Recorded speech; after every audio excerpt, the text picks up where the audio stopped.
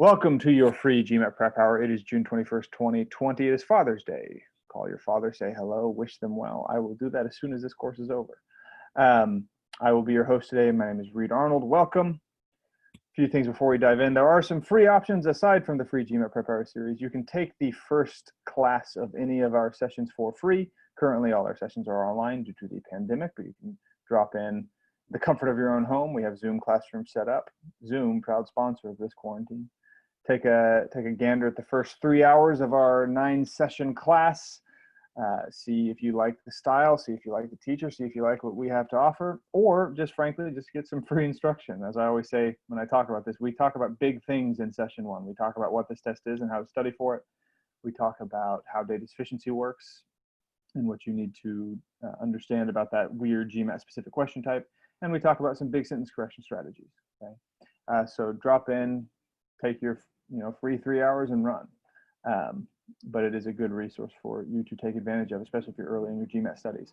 You can also try our interactive course. It's an on-demand video course, really neat program. It adapts to you as you go through the lesson. So if you get a question, it's like a choose your own adventure. You get a question right, you get a harder question. You get a question wrong, it'll take you down a different path, make sure we're explaining the topic more and really digging in and try an easier question, you'll work your way through. So it's a really neat software program there. Before we dive in and formally introduce today's lesson, I'm going to pull up 2 questions for you all from official GMAT practice tests. So these are official GMAT questions. Okay, the first is problem solving. The second is data sufficiency. I am going to presume that, well, no, I'm not going to presume that. I'm going to do a quick reminder of what data sufficiency is. Data sufficiency, you're trying to determine which of these statements or what some combination of these statements is enough to answer the question that is asked. You're not technically trying to find the answer, you're trying to figure out whether there's enough information to answer the question. The answer choices here are 1, 2, TEN, 12, 10. That means 1 alone. The first statement is sufficient. B is 2 alone. The second statement is sufficient. C is you need both of them together. D is either of them on their own is sufficient. And E is there is not enough information to answer this question. There's no sufficiency anywhere. Okay, that's a quick, very crass summary for those of you that are new to this test. That don't worry about that if that didn't make sense. You will become familiar with data sufficiency in time. But otherwise, here I want you all to take 3-4 minutes to attempt these 2 questions, and then we will talk about what the topic is today and why I started with these 2 questions.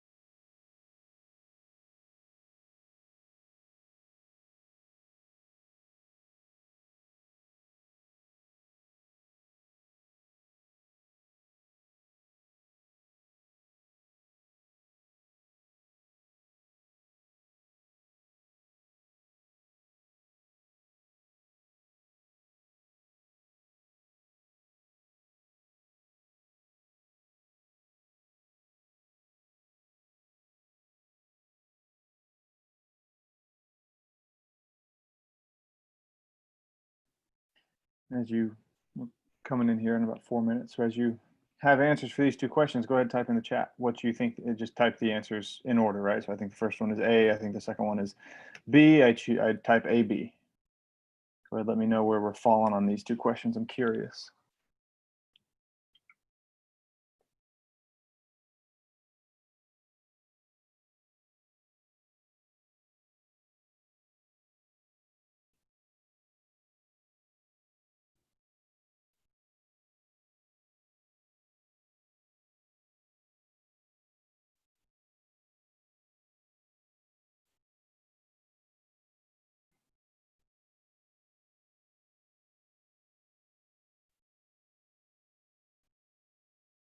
All right, gang, that's 4.5. Final guesses in. And if you haven't picked a letter yet, I'm just suggesting that you get used to it and pick a letter, even if you're not sure. The test will require it. You have to get used to being fine being wrong, because it happens a lot. No matter how good you get at this test, you will miss a boatload of questions. Okay, happens to even people who teach this test. Right, when we go in for real tests, we expect to miss. I expect on the quant section to miss about a third of the questions, guaranteed. Sometimes it'll be a little less, sometimes it'll be a little more, but that's just what I expect. Okay. Answer choice coming in here. It looks like the gravity, where the answers tend to be, it looks like this gravity tends to be at C. And this one seems to be pretty split between B and D. And there are other answers out there. There are some E's for both of these, some D's coming in on down here. So there's some splits, but the gravity here is on B or D for this one, and then this one seems to be C. Cool, so let's talk. Today's lesson is on how the GMAT tricks you, okay? And I put tricks in quotation marks intentionally, because I think that, and I have teachers who, Ryan, if you ever watch this, we'll keep the debate going. Ryan is a fellow teacher of mine, a fellow teacher of the companies, and he does not like that I use this language, and I understand his point. But I actually don't like saying that the GMAT tricked you, because it puts too much power in my mind on the test. It gives the test too much power to say it actively tricks you. It is certainly a tricky test, but that doesn't. You don't want to put it on the onus of the test to be, to act like the test is unfair, I guess. Right? You don't want to say that this test is unfair. It tricked me.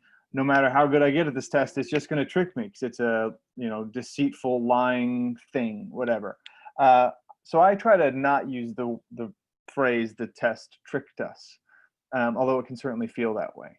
Okay, and so today what I want to talk about is how they lay these tricks, what it means to be tricked by the GMAT.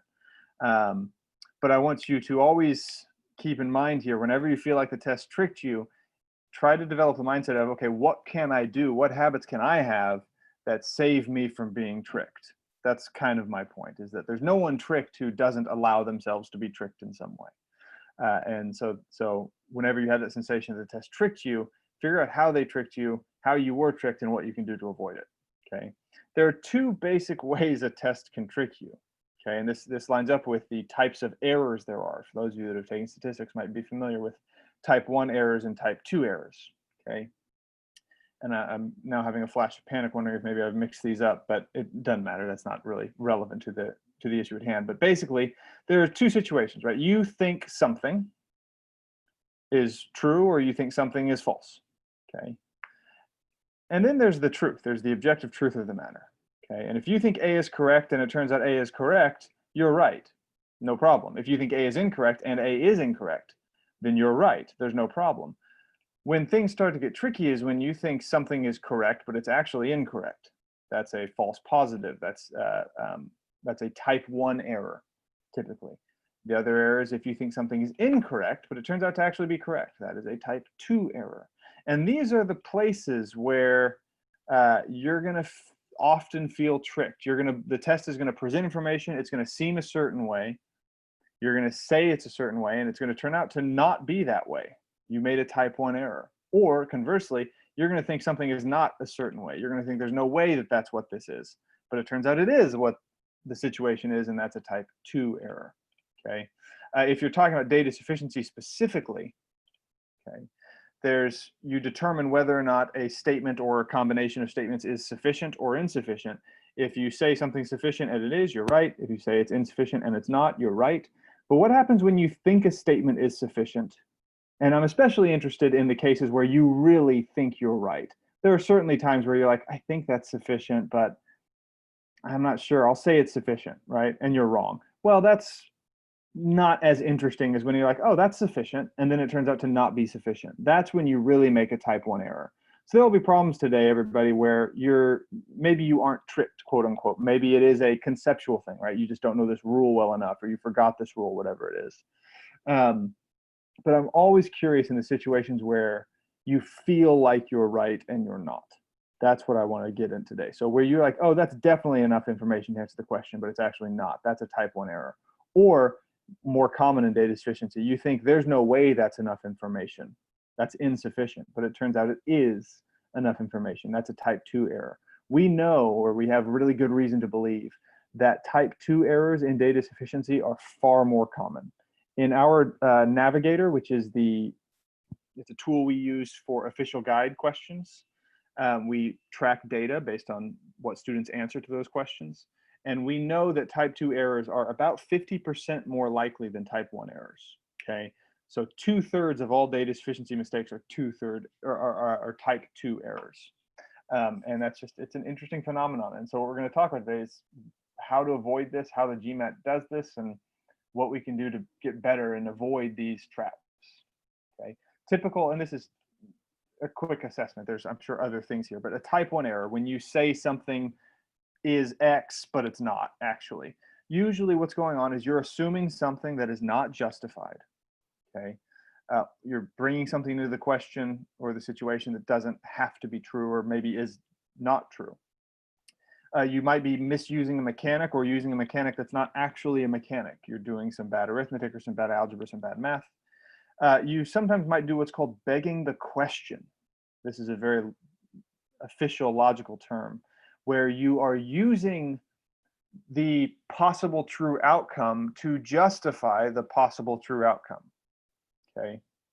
And maybe a fair example of that is kind of related to what we just saw. This is an example I sometimes use in class. But if I have a right triangle here, and I know the hypotenuse is 10, I don't know if you know anything, but I'll ask the class here actually. Do you know anything about X and Y right now? What do we know about X and Y in this situation? If I have a right triangle whose hypotenuse is 10.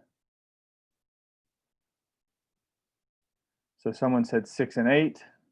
Someone says they're both less than 10. That's true. Someone said you can use the Pythagorean theorem. X squared plus y squared is 10 squared. That's true. You can say that. But someone did say 6 and 8, and that is tempting. It is tempting to say, oh, it's a 6, 8, 10 triangle. It's not an XXX root 2. That'd be a 45, 45, 90. Okay. It's tempting to say, oh, well, if I have a hypotenuse of 10 and a right triangle, I know I have a 6 and 8 because it's a 6, 8, 10. That's actually not necessarily true.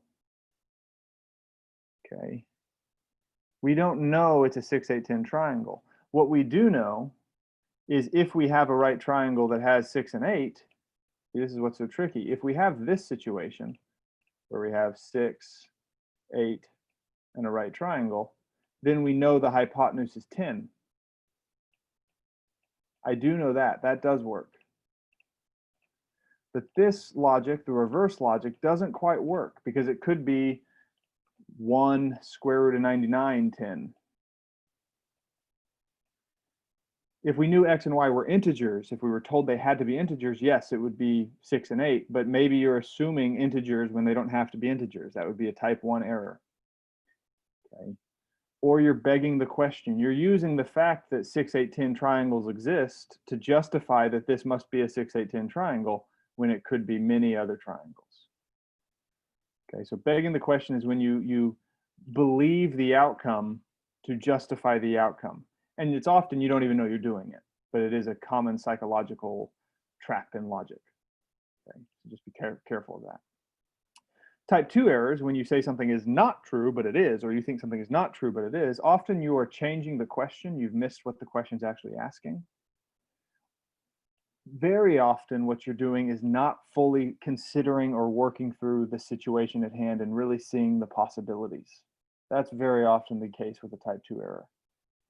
You haven't traced the logic and followed it through to realize what it fully tells you. Or, also pretty common, is you just don't see that you can use a certain rule or mechanic, maybe because you're not familiar with that rule or mechanic. Okay? But again, those are the type of mistakes today I'm less interested in. Those are the ones where it's like, oh, I need to learn that rule or mechanic, right? Of course, that's a big part of the test. What I'm more interested in is when you know the rule or mechanic, but that's not why you missed the question, right? You missed the question simply because, oh, I just didn't even think to do this. Okay, that will be a type 2 error. So let's go back to these two questions here. Let's talk about them. Okay, so this one here, again, we were split. Oops, don't do that. Chaos. Sorry, let me pause this for a second. Get this back lined up.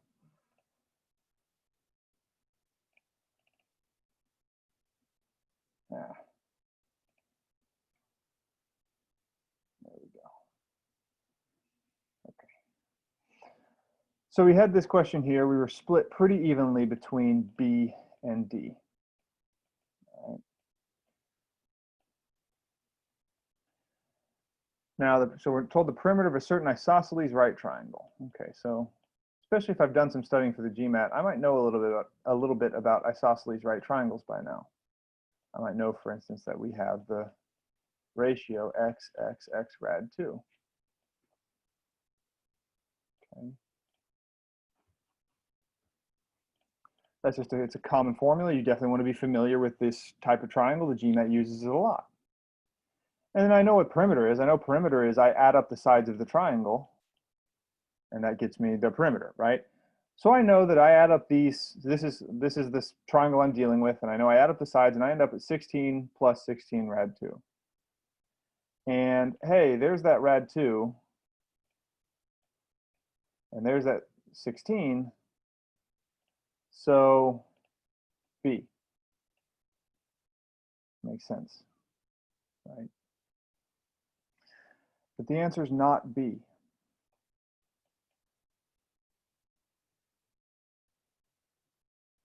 So those of you that chose B, I'm going to give you a second to think about what just happened. Because it was a pretty common answer there. About half the people coming in were choosing B. Think about why B is wrong and how you can know it's wrong.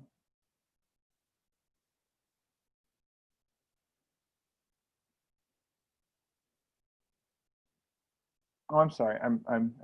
Maybe I'm wrong now. Now I'm drawing a blank. I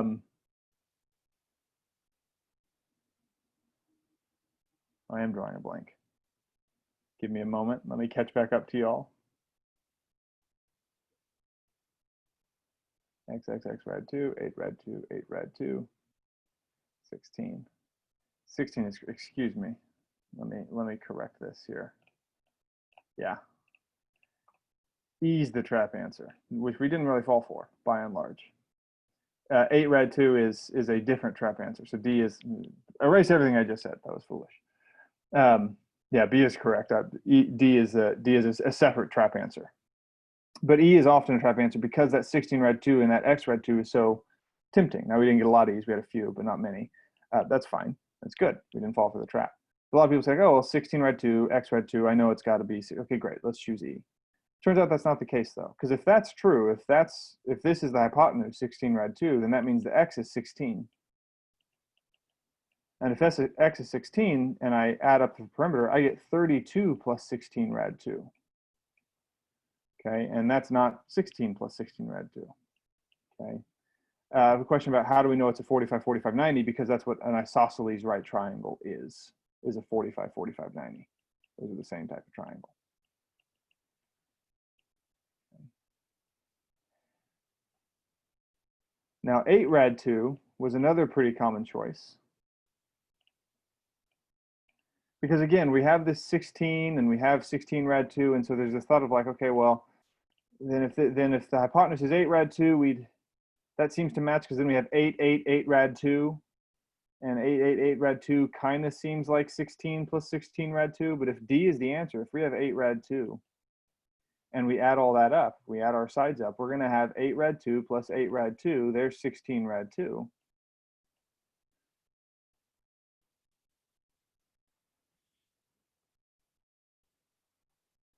And then the hypotenuse, darn it, I'm mixing up the hypotenuse. If this was 8 rad 2, excuse me, if this is 8 rad 2, then these would be 8. And again, that seems to kind of fit what we have here. That seems like an 8, 8, 8 rad 2. That seems vaguely like 16, 16 rad 2. But if I add it up here, I get 8 plus 8 is 16, and the hypotenuse is 8 rad 2.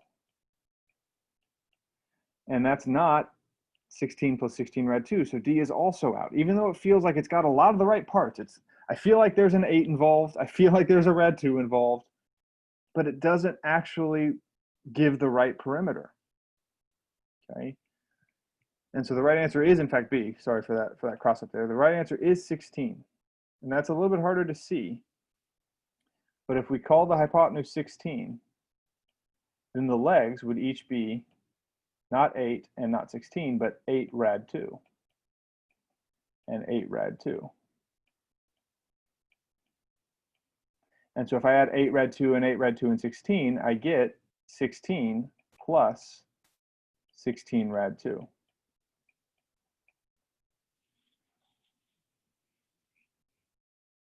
Okay. I will show you where I got the 16 rad 2 here in a moment. I'm going to clear this board so it's cleaner. Okay. The trick here is that this right here, which seems to so often go with hypotenuses, right? We're so used with the rad 2 to be part of the hypotenuse because the formula, the ratio is x rad 2, that we seek an answer that would kind of do that for the hypotenuse, right? We're asked about the hypotenuse, and 8 rad 2 seems like it's relative to this situation, right? We have 16, that seems to involve an 8, and we have rad 2 because it's a 45, 45, 90, so 8 rad 2 jumps out at us, or 16 rad 2 jumps out at us, okay? If we call this 16, and the way to do this question, by the way, is to back solve, is to plug in the answers. If I say that the answer is 16, well, okay, then I have to think about, all right, some number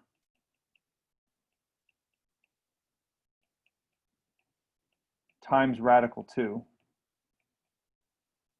equals 16. So that means x equals 16 over radical 2. And the best way to do that is to multiply by rad 2 over rad 2. And what you're going to get there is 16 rad 2 over 2,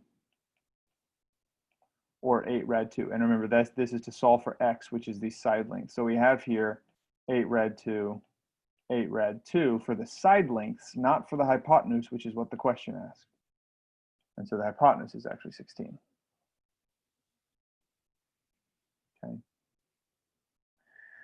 We know it's not a 30, 60, 90 because 30, 60, 90 doesn't have the same length of legs. It's got to be an isosceles right triangle or 45, 45, 90 because that has the same leg length. All right. But this question is so good at priming us into thinking that, okay, the radical needs, the right answer, the hypotenuse needs to have that rad 2 in it, that D and E jump out. Especially if you know the formula, right? If you know the x rad 2 formula, proportions, you're much more, it's tempting to choose a hypotenuse that conforms to what we're used to hypotenuses looking like in this situation. And so D and E jump out at us. D's like got that 8, which seems relative to 16, or maybe the 16 rad 2, because great, that'd be exactly what I want here. There's the 16 rad 2, it fits perfectly. But it ends up being B, and that's tricky. This is probably a low 700 level question. A question about difficulty. So if you chose D or E, you probably made a type 1 error. You were using a mechanic or using a assumption that often is true, right? Usually the hypotenuse is something rad 2, It's just not always. But since that's the norm, you kind of go with that gut instinct, make some assumptions about the shape, and choose one of the answers that fits best in that assumption. But if you work through the situation, you realize that that is actually not a valid assumption. Okay? You are assuming something was true that was not true about the situation. Okay? So let's take a look at the second one. And this second one was even more stark. The overwhelming answer here was C. It looked like 80–90% of us were choosing C on this one.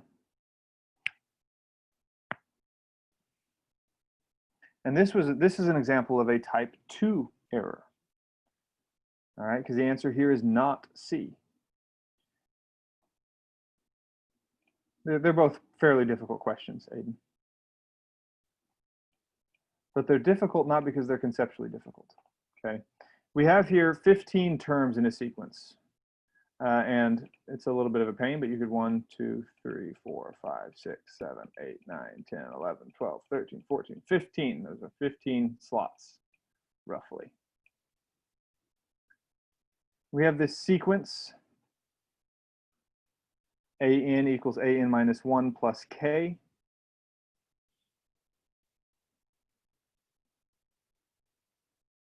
Where the n value is 2 to 15. And this question has its difficulties as well, other than the trick and the trap. But basically what we're doing here is we're taking the first term, that's A1.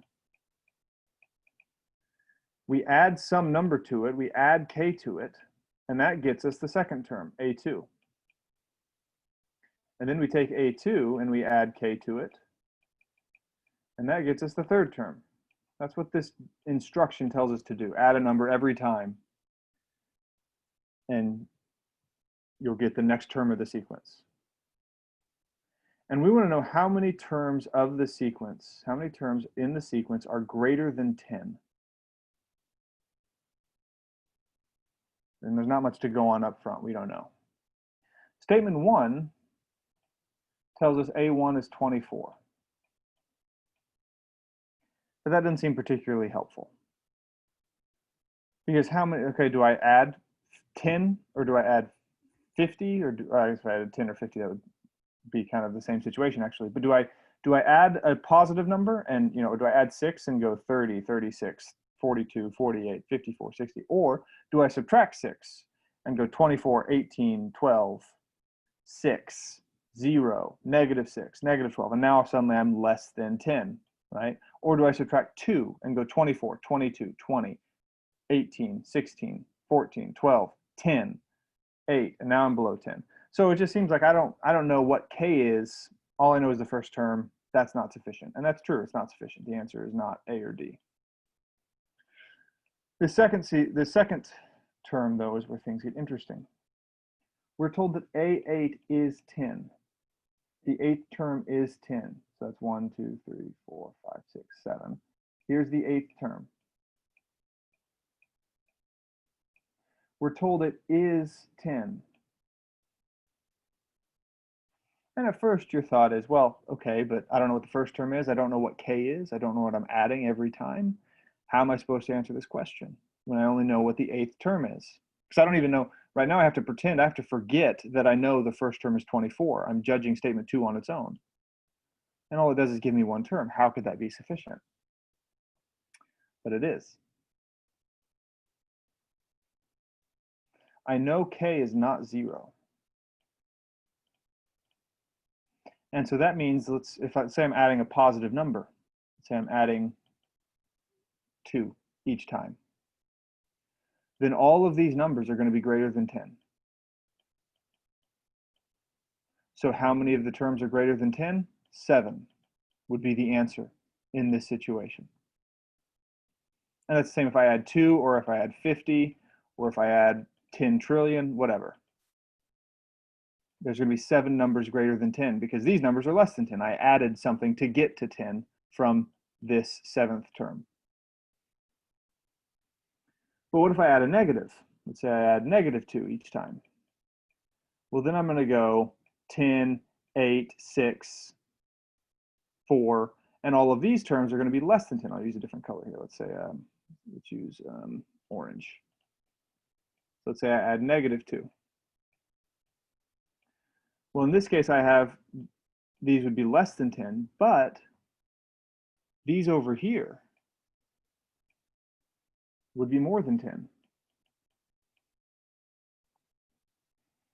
It would be, you know, negative 16, negative 14, negative 12, 10, 8, 7, 6. Okay, so these are all my numbers more than 10, and there are 7 of them.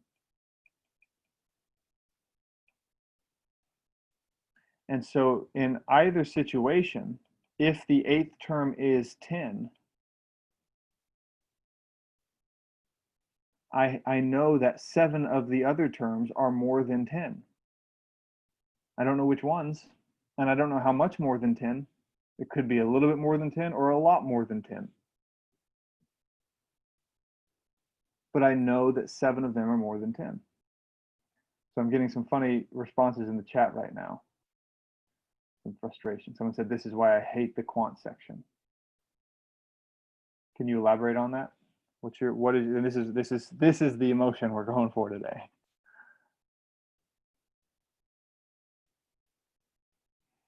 Yeah, this is how it, so how does it trick us here? And more importantly, since I don't like that terminology, what do we need to do to not fall for C? This is a C trap.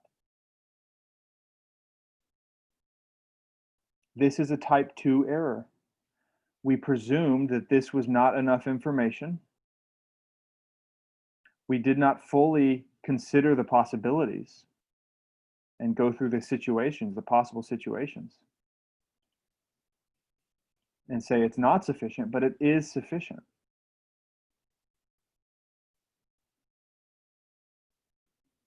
Yeah, it's also, so I mean, it's very helpful to note that, hey, this 8th term is the median, the middle. There's 7 before and 7 above, and that's maybe kind of interesting. Okay. I suspect what we did here, though, I mean, again, is this conceptually difficult? I mean, kind of. I don't want to say no, right? This is kind of weird terminology. If you're not used to sequence terminology, that seems pretty weird. But if that's not why you missed this question, if you understood that part, like, okay, what I'm doing is I'm taking the previous term and I'm adding a number, and that gets me the next term, and then I add the same number and I get the next term. Okay. They gave us the inequality. I honestly don't know why they told us this. I think it's just like, hey, we're only considering these terms of the set. The reason they don't say 1 is because the first term is just given. They have to give you the first term. Okay. But it's just like, hey, we're only considering up to term 15. Don't worry about anything else, I guess is the point.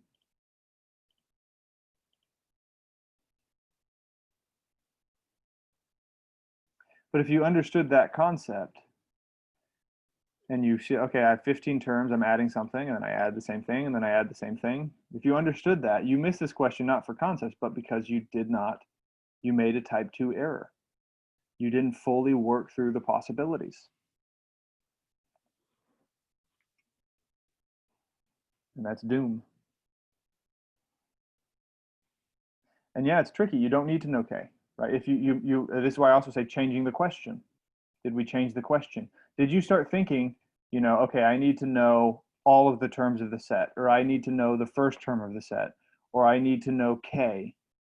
All of those would be useful information, but they're not need to know. But if you convince yourself, you know, if I don't know K, I'm screwed. Well, usually, unless they give us this middle number. And here's another thing you want to note, everybody. Notice this.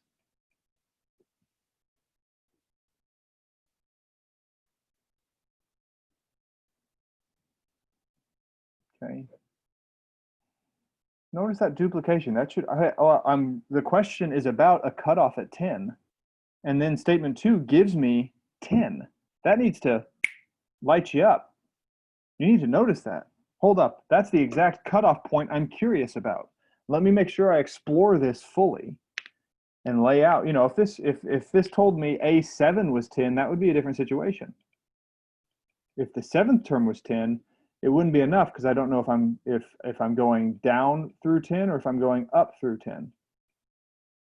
It's the fact that this is the middle term and it is 10.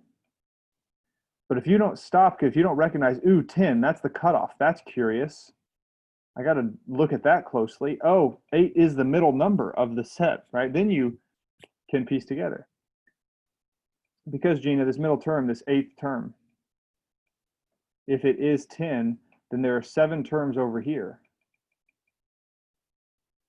and 7 terms over here. And one of these sides is more than 10. It doesn't matter which one. The question is how many terms are more than 10? It's 7 in either case. If they tell me the 8th term, or like I'm sorry, not the 8th, they tell me the 7th term is 10. Well, if k is positive, I have 8 terms more than 10.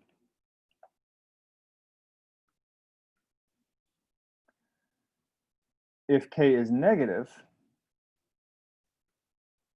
I have 6 terms more than 10.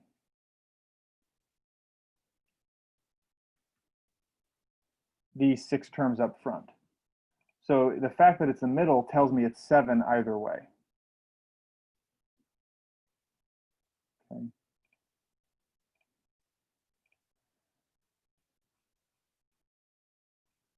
So this is what I want you to look out for today. We're gonna do a few more questions. I know this was a GMAT prep hour, but for those of you watching the video, I think this is probably 30 minutes in or so because we spent some time answering questions up front. So we'll do several more questions here, but I want you to look out for this kind of thing. Now we're kind of cheating a little bit because you know that the questions I'm going to give you have some trap or trick. They are inviting you to make either a type 1 or a type 2 error, or maybe both. It's possible to do both at once. Okay, so you're going to know that the questions I give you have that kind of thing in them, which gives you a little bit of an advantage that you don't have on the test. So what I'm most interested in is how do you cultivate habits that catch these things, even when, you know, not every question has this kind of game going on, but a lot of them will. And it's habits that will save you from making these mistakes. Okay.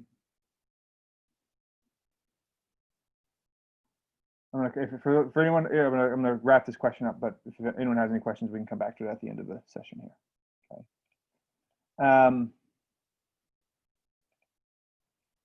So let's take a look. Take a look here. I'll give you all 2 minutes here.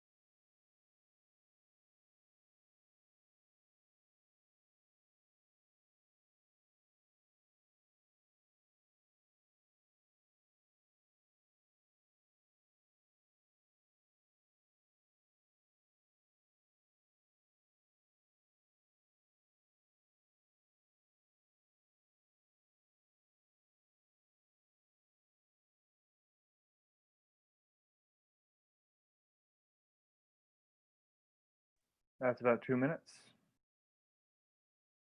Start coming up with a guess here.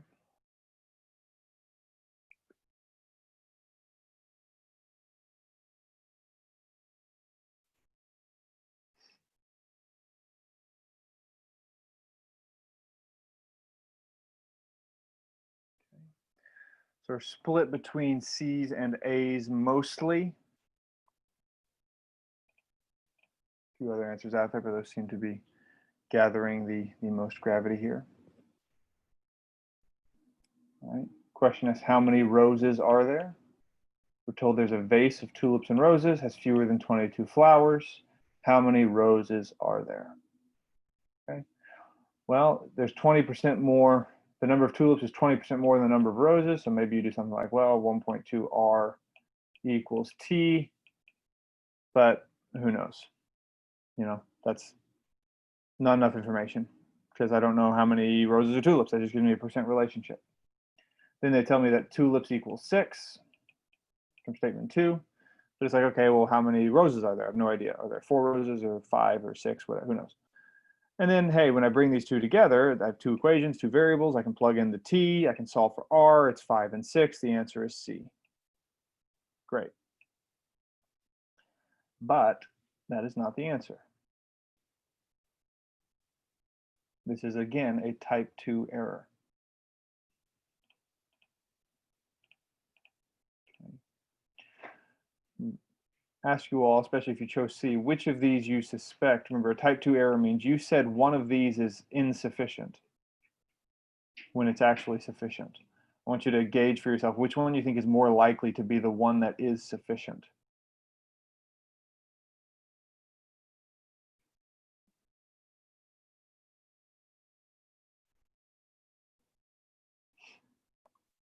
I would say statement 1. Statement 2 is clearly insufficient. It doesn't give me anything about roses, 6 tulips, but there's just so many things for roses that could be, right? That seems clearly insufficient. But statement 1 also seems insufficient. Number of tulips is 20% more than the number of roses. So Chris is saying, well, couldn't in A, couldn't we have 10 and 12?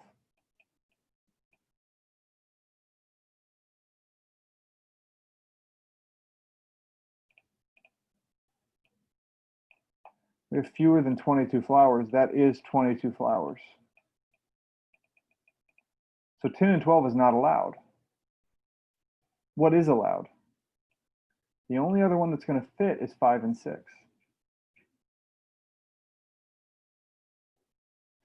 Why not, why can't I say 8 and something? Well, the problem is because if I have 8 roses, 20% of 8, see if I can do some fast math. It's 1.6. I did do some fast math. I did it.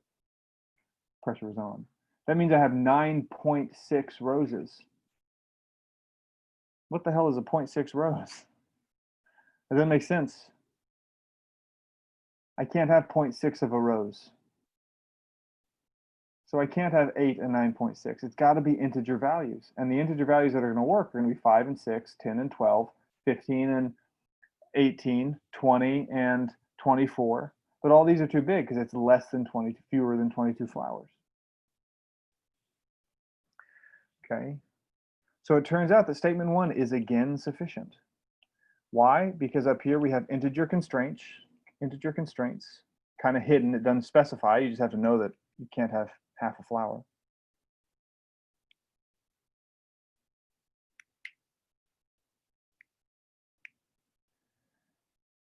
Okay, and if you forgot, here's the thing about choosing C. Notice when you choose C, you do not use this information. The fact that they tell you there are fewer than 22 flowers seems totally extra, and that's not pretty much ever what the GMAT does. They almost never give you unneeded information, totally unnecessary information. Okay. So again, what can we do to avoid this trap? How do we avoid saying statement 1 is insufficient? What habit do we need to instill?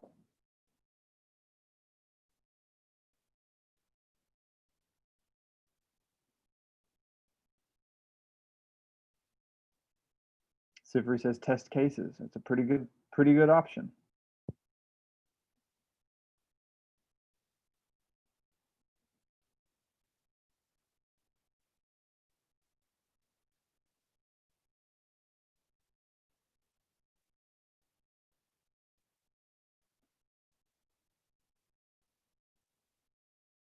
Harrison, it looks like you took an algebraic approach, and that might, I'm looking at your work, I think it's sound.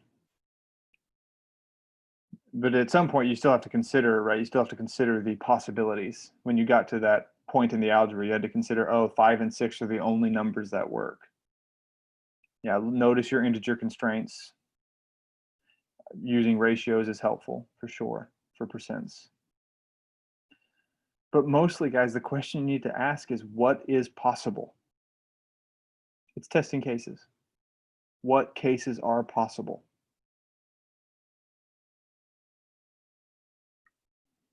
You want to prove insufficiency to yourself. You don't want to just say like, that's not sufficient.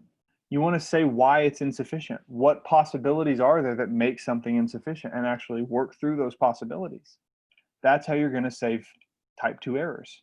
And no one's perfect. They're still going to get you at some point. The test is very good at that. But you want to ask yourself what cases are allowed, lay out some cases, make sure they actually are possible cases, and get to different answers to the main question.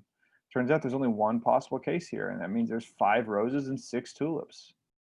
So the answer here is 5. There are 5 roses. But if you don't have the habit of testing cases, if you just go by your gut instinct and the way it kind of seems, you're going to be in trouble.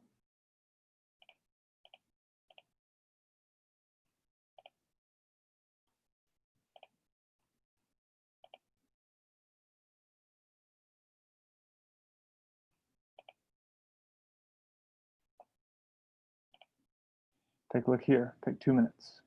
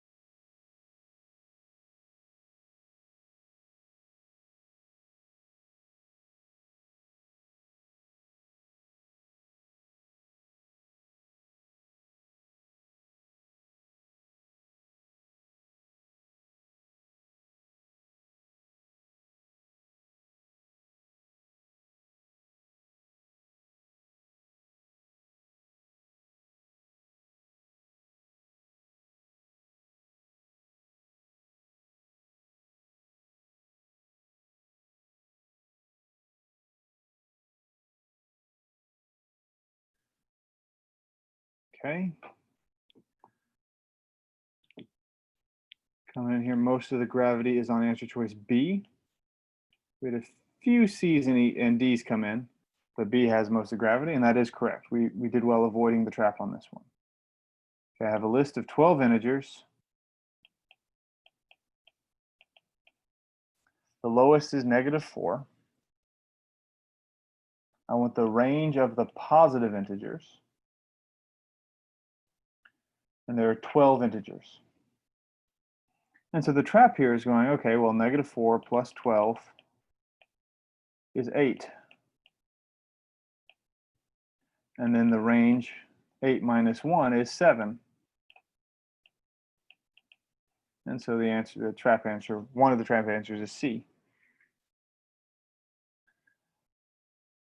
Say that, oh, well, 1 to 8 is 7. Why is that a trap answer? Why is that wrong? Because we should not add 12 here.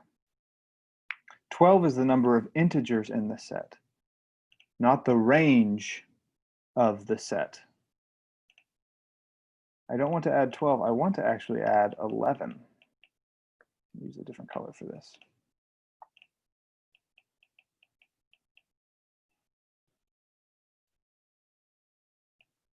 And stop at 7.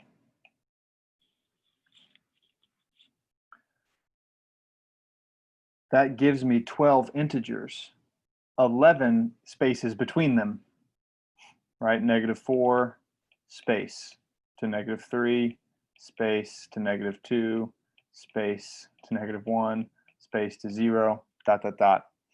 I have 12 of these numbers. And that means I'm adding 1. How many spaces do I have? I have 11 spaces. The difference between the number of numbers and the range of the numbers is something that GMAT does play with. And if that's my last point, the answer is actually 6. So the answer is B. 7 is the trap by going from -4 to 8. 11 is the trap if you get the range of the whole set, not the range of the positive integers of the set. Okay, that's a different question. But this is one of those moments where it's like, let's just add 12 to it. That seems easy. That seems basically what I need to do. I have -4, 12 numbers. 12, they're consecutive integers, so let's just add 12. That's just a little too easy. Okay, you're using a mechanic that you're not really supposed to use here. It's not really the same thing. So I would call this a type 1 error.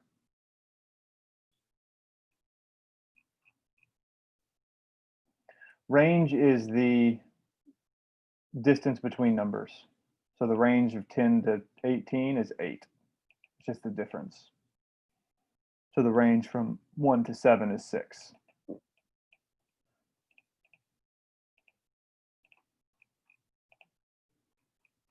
We did good on that one. Well done.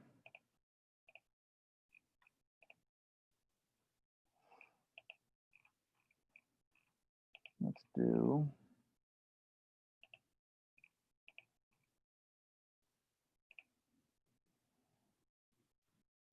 take a look here. I won't give you a full 2 minutes, mostly because we don't have time for that. I'll take a minute and a half for this one.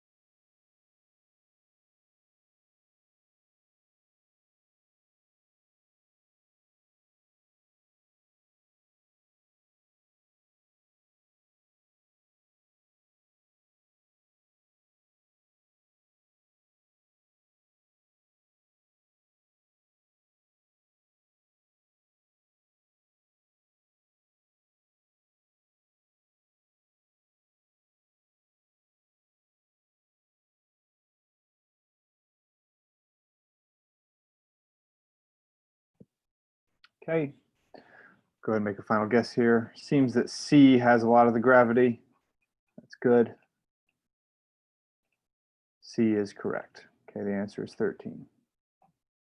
But the tempting type 1 error to make here is to be like, oh, well, square root of 2 plus square root of 5, and I square that. Let's just distribute that 2 and say that's 2 plus 5 is 7. First off, you just want to cultivate an instinct that seems too easy. That can't be it. And it is. It's too easy. Okay. But if you're not familiar with your exponent mechanics or your quadratics, you might jump to that convenience because it seems like it should be that way to some degree. It's like, man, it would just be nice if I could just call that 2 plus 5. And so you go ahead and justify, okay, let's just make it 2 plus 5. I bet that's a rule, but it's not a rule. All right. There are a few ways to do this one. And my favorite is to estimate. Let's, square root of 2 is basically 2.4. Square root of 5 is like a little bit over, I'm sorry, 1.4. And square root of 5 is like a little bit more than 2. And square root of 4 would be 2, so square root of 5 will be like 2.1. And so this will be this will be 3.5 squared, which is somewhere between 9 and 16. So that at least gets down to these 3. But then it's like, well, 10 is pretty close to 3 squared, and 15 is pretty close to 4 squared, and I think it should be right in the middle. 3.5 is right in the middle. So I'm going to go with 13. Notice this has approximation, so you can estimate. If you were to FOIL it, you can say root 2 plus root 5 times root 2 plus root 5. Root 2 plus root 2 is 2. Plus 2 root 10 plus 5. So that's 7 plus 2 root 10. And again, that's a little bit more than 3. That's like 3.1. So this is 7 plus about 6, which is about 13.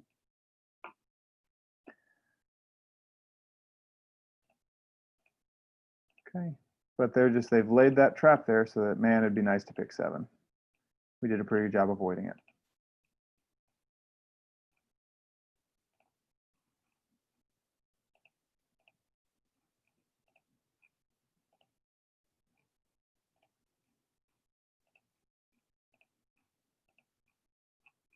Trying to find the right question here. Take a look at this one, data sufficiency.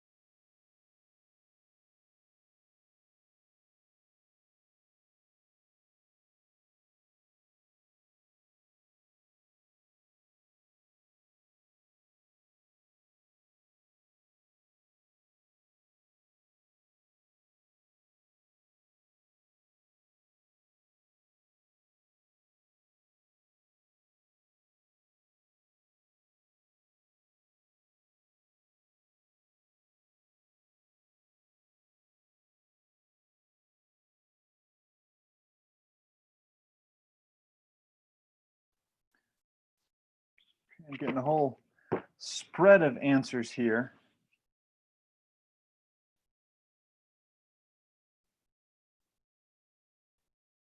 In a way that I'm actually very curious about why we chose each answer, because we're pretty much evenly split. Based on a quick glance, we're pretty evenly split between A, B, C, and D. To the point where I had to make sure that I hadn't made a mistake setting up this question, because I worried that I'd mess something up. I don't think I did. I don't think I did. So let's go through this. The average of the 3 practice tests was 710. And we want the median of the 3 practice tests. Okay. So statement 1 tells me that the first practice test was a 690. So if you said A or D, you said this was sufficient. If you said B or C, you determined this was not sufficient. So I'm curious, could someone who argued A or D, could you explain where you got sufficiency for this one? Why do you think this is sufficient to answer the question here?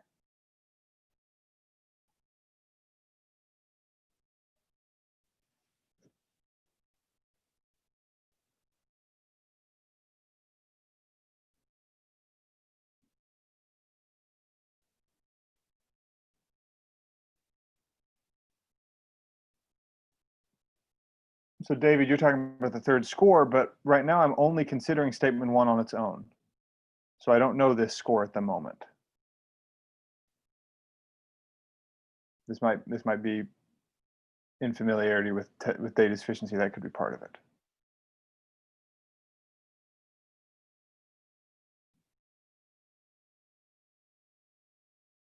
In an odd number of terms, the average is always one of the terms. Kriti, I don't know if that's a rule. So I could have 690, 710, 730. That's a nice evenly spaced set. The average is 710 as it has to be, and the median is also 710. But it could also be 690, 700, 740.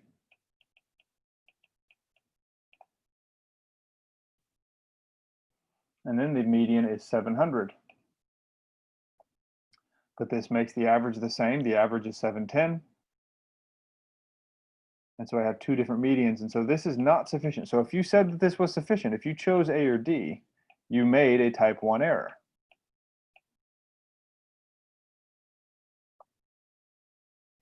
Because I don't know what the median price is. But I saw someone say, someone said like the average has to be one of the terms. That's not a rule. That's a type 1 error. You've assumed something that's not true in order to justify an answer. This is why it's always important to know what the rules are. It's as important to know what the rules are as it is to know what is not a rule, because you don't want to use a rule to justify something that's not actually true. And here's what's kind of quirky and interesting. Why this will happen as you study. Why did you think it was a rule? This involves a lot of like self-analyzing, right? Why does it feel like it's a rule where if there's an odd number of terms,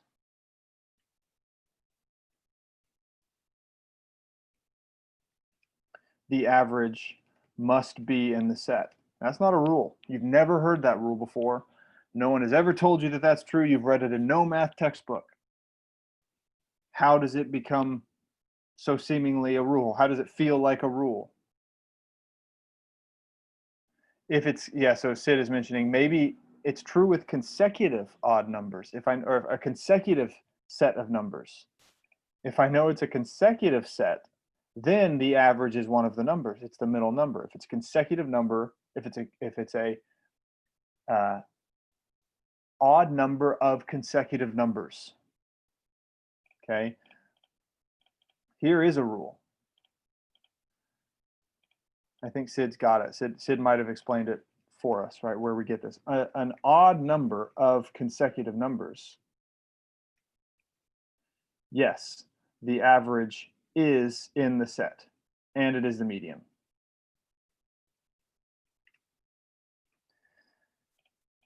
But if you've morphed that rule into this rule, you're setting yourself up for type 1 errors. And there's going to be a lot of rules where they're very similar, where you morph what's actually the rule to something similar, but it's not quite right, and that's going to make you say certain things are true when they are not true. You're going to use bad mechanics to justify an inference, but it's not actually justified. Okay, so again, learn the rules so that you know what isn't a rule. But if you said sufficient here, that's a type 1 error. For statement 2, we're told that the third practice test had a score of 710. Okay. Now a lot of us said C, and a lot of us said A, so we said this was not sufficient, but that's a type 2 error because this is sufficient. And again, just like earlier when we had that middle term being 10, we want to notice the fact that 710 is showing up here. And it's like, well, if one of the scores was 710, one of them is going to be more than 710, unless it's all the same. I guess maybe it could be all the same.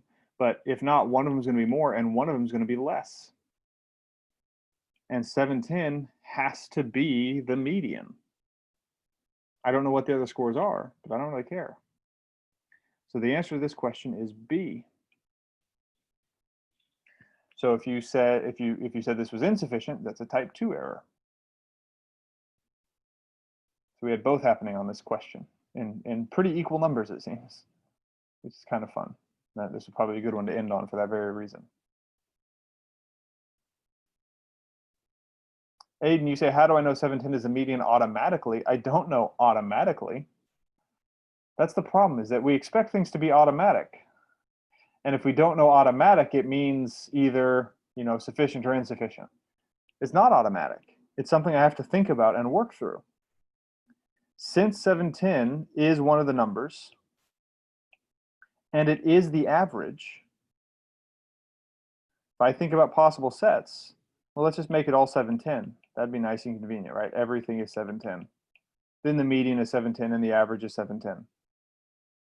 Okay, if I try to make 710 the first number of the set, and then these are going to be bigger than 710, that messes up the average. The average is now bigger than 710. That's not allowed. I can't use that situation. Same thing if I try to make 710 the biggest of the set. It has to be in the middle.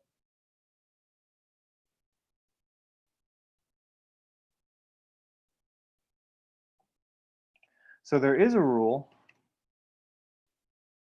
If there are three numbers in a set, and one of them is the average, it is the median. That's true.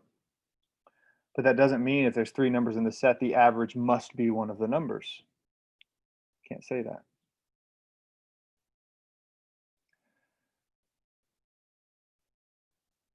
So we focused mostly on quant today. I did want to do a verbal question just to show that this line of thinking is pertinent to verbal as well, particularly with critical reasoning. When you do a critical reasoning question, every time you choose an answer, if it's wrong, you're making both mistakes at once. You got rid of the right answer and you chose the wrong answer. And you always want to figure out why you did both of those things, because those are two different mistakes. The GMAT's very good at tricking you by making wrong answers seem tempting. How do they do that? And the answer and making the right answer seem wrong. How do they do that? Those are two different things that they're doing. And you want to dig into the reasoning and specify, what caused you to make both of those mistakes. Okay. So before we wrap this up here, I'm curious, just what are some habits or some things to study or some things to work on that will help avoid, let's go back to the type 1 and type 2 mistakes. What are some habits we can use to avoid these errors?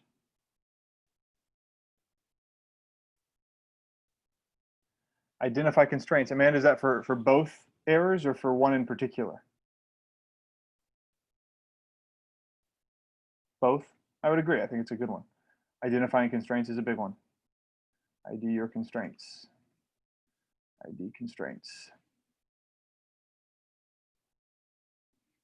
Yeah, take time to actually think through and analyze. Don't jump to C too soon. C traps are very common. What does it mean to how do you truly analyze something, Aiden? Right? Aiden said truly analyze each data sufficiency option. That's what does truly analyze mean? That's true. Treat it on its own. Just forget that you know the other statement for a moment. That's a good data sufficiency habit in general.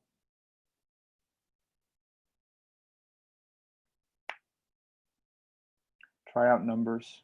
Yeah.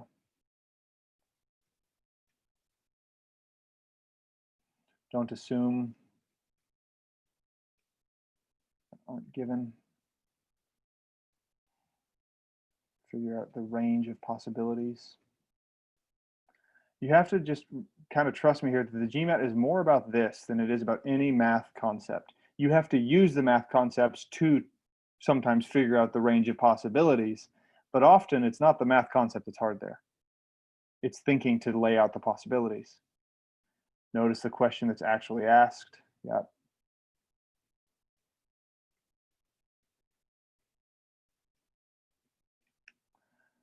Don't ignore givens. I mean, broadly, make sure your mechanics are clear and solid. Make sure you have mechanics down, right? You have to know exactly what is allowed and what is not.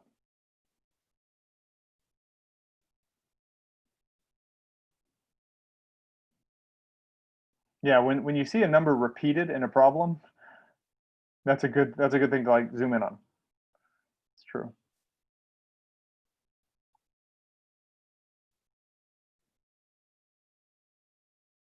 Jay, you can say that. Yeah, it's a very specific rule, but you can say that. Okay. All right, friends. So just keep this in mind that so much of the traps on the GMAT are little moments that you're just invited to make an assumption, to use a rule that's not really a rule. That'll lead you to type 1 errors.